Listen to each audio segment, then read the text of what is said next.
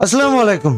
জ্ঞান ভাই অ্যাক্সিডেন্ট হওয়ার পর জ্ঞান ভাই কেমন আছে, কি অবস্থা, কি হালাত, তার কি আসলে একটা পা নষ্ট হয়ে গেছে বা কাটা পড়ে গেছে নাকি এগুলো ভুয়া খবর, এইগুলো নিয়ে মোটামুটি অনলাইনে অনেক প্রচার প্রচারণা চলতেছিল। এবং আমার বড় ভাই, আমার ভাই হিসাবে জ্ঞান ভাইকে নিয়ে আমি 3-4 দিন ধরে কোনো কথাই তোমাদের সামনে বলিনি বা তার কোনো আপডেট জানাইনি। সেটাও কেন, সেই সব কিছু ঘিরে অনেক প্রশ্ন ছিল তোমাদের মনে। এবং গাইজ, আজকে শেষমেশ 3-4 দিন একটানা চেষ্টা করার পরে জ্ঞান ভাইদের সাথে যোগাযোগ করতে পারছি। জ্ঞান ভাই বলতে ওইখানে আনগ্রাজুয়েট গেমার ভাই ইউজি, আয়ুষ ভাই ছিল, টন্ডে ভাই ছিল, আরো জ্ঞান ভাইয়ের অন্যান্য ফ্রেন্ডরা ছিল। বাট আজকে শুধু তাদের সাথে যোগাযোগ করতে পারিনি, আজকে ডিরেক্ট জ্ঞান ভাইয়ের সাথে কথা বলতে পারছি এবং মোটামুটি তোমাদেরকে ঘটনাটা জানানোর মতো একটা অবস্থা বা একটা ইনফরমেশন পেয়েছি, যার কারণে গাইজ আজকে আমি ভিডিও বানাচ্ছি এই 3-4 দিন পর। কারণ আমি চাইনি আমার ভাইকে নিয়ে একটা ভুল তথ্য আমার মুখ থেকে বেরোক। সো আমি অপেক্ষা করেছি যতক্ষণ না কন্ট্যাক্ট তার সাথে করতে পেরেছি, যতক্ষণ না তাদের সাথে কথা হয়েছে এবং আসল বাস্তবতাটা জেনেছে। এবং আমার মনে হয় আমার ভাইয়ের জন্য তোমাদের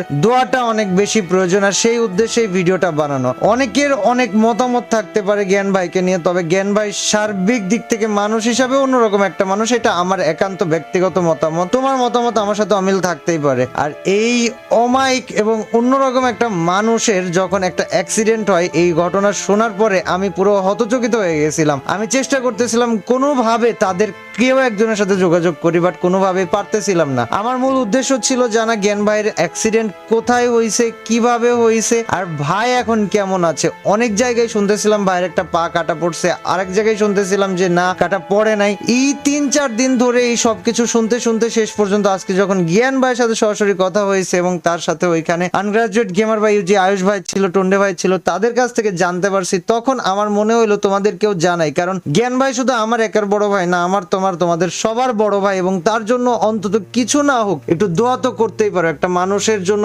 দোয়া করবা, এর থেকে বড় কি হইতে পারে। এবং গাইজ, তার জন্য দোয়া চেয়ে নিচ্ছি না, সে আমাদের কমিউনিটির বড় ভাই হিসাবে তার জন্য দোয়া করাটা ভাই আমাদের ভিতর থেকে আসা উচিত। তো সবার প্রথম কথা, জ্ঞান ভাইয়ের অ্যাক্সিডেন্ট কিভাবে হয়েছিল বা কোথা থেকে হয়েছিল আর কেন হয়েছিল। তো গাইজ, জ্ঞান ভাই রিসেন্টলি গেছিল নেপালে, সুনিতাদের সাথে দেখা করে ওইখান থেকে টন্ডে ভাইকে নিয়ে ফিরতেছিল ইন্ডিয়াতে। এবং সে যখন ফিরতেছিল, ফেরার টাইমে গাইজ তোমরা জানো ইন্ডিয়া থেকে নেপাল অনেক লং একটা রাস্তা, এবং এই লং রাস্তা পাড়ি দেওয়ার টাইমে গাইজ ক্লান্তি লাগা, অবসাদগ্রস্ত হওয়া, খারাপ লাগা, এটা খুবই কমন একটা ব্যাপার। সো জ্ঞান ভাই, টন্ডে ভাই তারা যখন ফিরতেছিল গাইজ, ফেরার টাইমে রাস্তার মাঝখানে হাইওয়েতে গাড়িটা সাইড করে নামছিল, জাস্ট একটু রেস্ট নিয়ে একটু ফ্রেশ হয়ে আবার যাবে, আবার চলা শুরু করবে। বাট এই টাইমে প্রায় 200+ স্পিড একটা গাড়ি এসে প্রথমে জ্ঞান ভাইরে মেরে দেয় এবং তারপর জ্ঞান ভাইয়ের গাড়িরে মেরে দেয়। মানে জ্ঞান ভাই গাড়ির বাইরেই ছিল এবং এসে গাড়িরে মেরে দেয় এবং গাড়ির সাথে মানে জ্ঞান ভাইরে মেরে দেয় এবং তার সাথে গাড়িরেও মেরে দেয়। আর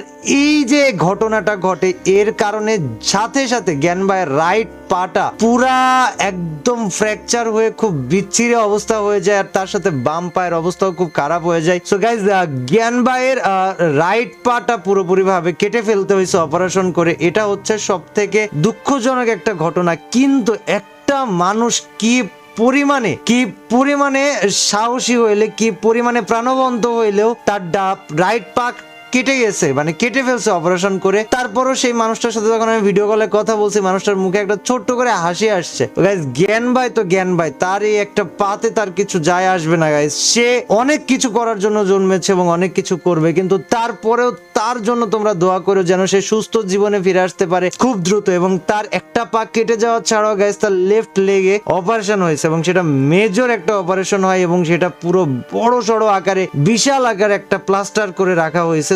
যখন আজকে ভিডিও কল দিই, আমি 3-4 দিন ধরে যোগাযোগ করার পর হঠাৎ দেখি বিকালে টন্ডে ভাই 2বার ফোন দিছে, তারপর আয়ুষ ভাই 2বার ফোন দিছে। ওই টাইমে আমি একটু বাইরে ছিলাম, আমি টের পাইনি। ফেরত এসে কল ব্যাক করে আয়ুষ ভাইয়ের সাথে কথা বলি, জ্ঞান ভাইয়ের সাথে কথা বলি। ভাই, জ্ঞান ভাইয়ের সাথে কথা বলার সময় আমি তোমাদেরকে বোঝাইতে পারবো না যে অ্যাকচুয়ালি কেমনটা লাগতেছিল। বিকজ মানে এই মানুষটা যাই হোক না, জ্ঞান ভাই বড় ভাই হিসাবে সে পুরোপুরি ভাবে অন্যরকম, এবং তার এই স্নেহ সরাসরি না পাইলে তুমি আন্দাজ করতে পারবে না সে কেমন। সো ভাইরে জিজ্ঞাসা করলাম যে ভাই কেমন আছো, কি অবস্থা, কি খবর তোমার, বা তোমার সুস্থতে কতদিন লাগবে কি। সে এরকম ভাবে একটা অ্যাক্সিডেন্ট করার পরও ভাই সাবলীল ভাবে আমার উত্তর দিয়ে গেল। এবং শেষে একটাই কথা হইলো তার সাথে আমার, যে ভাই আমি ইন্ডিয়া আসতেছি তোমার সাথে দেখা করতে, যত দ্রুত সম্ভব হয় তত দ্রুত। আর এই টাইমে টাইমে আনগ্রাজুয়েট গেমার মানে ইউজি আয়ুষ ভাইরে গাইস তারে বলি যে ভাই আমার যদি যাওয়ার টাইমে মেডিকেল ভিসা লাগে তুমি একটু হসপিটাল থেকে আমার একটা অ্যাপ্লিকেশন বা কিছু একটা নিয়ে দিও, যেটার কারণে আমি দ্রুত ইন্ডিয়া যাওয়ার ভিসা করতে পারবো। এবং গাইস যারা আজকে ভিডিও দেখতেছো তোমাদের মধ্যে কেউ যদি আমাকে ইন্ডিয়াতে দ্রুততম সময়ের মধ্যে ভিসা করায় দেওয়ার জন্য মানে করায় দেওয়ার মতো যথেষ্ট জ্ঞানী বা এই লাইনের হয়ে থাকো, প্লিজ আমাকে ইমেল করো, আমার ইমেল ডিসক্রিপশনে দেওয়া আছে। ভাই অ্যাটলিস্ট আমি আজ 2 বছর ধরে তার সাথে দেখা করার চেষ্টা করতেছি বা দেখা করতে যাব ভাবতেছি, এখন অন্তত পক্ষে আমার যাওয়াটা খুবই জরুরি। এবং অ্যাক্সিডেন্টের সময় টন্ডে ভাইরা ছিল, টন্ডে ভাই এখনো ইন্ডিয়াতেই আছে, লখনউতে হসপিটালে আছে জ্ঞান ভাইয়ের সাথে, ওইখানে আয়ুষ ভাইও আছে। এবং গাইজ জ্ঞান ভাইয়ের ফ্যামিলি মেম্বারসদের মধ্যে আমি আপাতত তেমন বেশি কাউকে দেখিনি, শুধু জ্ঞান ভাইয়ের স্ত্রীকে দেখছি, আর তার সাথে ঋষভ ভাই গিয়েছে রিসেন্টলি শুনেছি। সো এই হচ্ছে পুরো ঘটনা, পুরো আপডেট। আর আমি তোমাদেরকে জাস্ট একটা কথা বলতে চাই, ভাইয়ের জন্য দোয়া করো, হোক তুমি হিন্দু, হোক তুমি মুসলিম, হোক তুমি বৌদ্ধ, হোক তুমি খ্রিস্টান, জাস্ট ভাইয়ের জন্য দোয়া করো। আর যারা নতুন আছো জ্ঞান ভাইকে ভালোভাবে চিনো না গাইস, তার চ্যানেল, তার পুরাতন ভিডিও, তার ভ্লগস দেখো, মানুষটার সম্বন্ধে তোমাদের ধারণায় বদলে যাবে। আজকের মতো আমি আর বেশি কিছু বলতে চাচ্ছি না বা বলতে পারতেছি না। তোমাদের সবাইকে অনেক ধন্যবাদ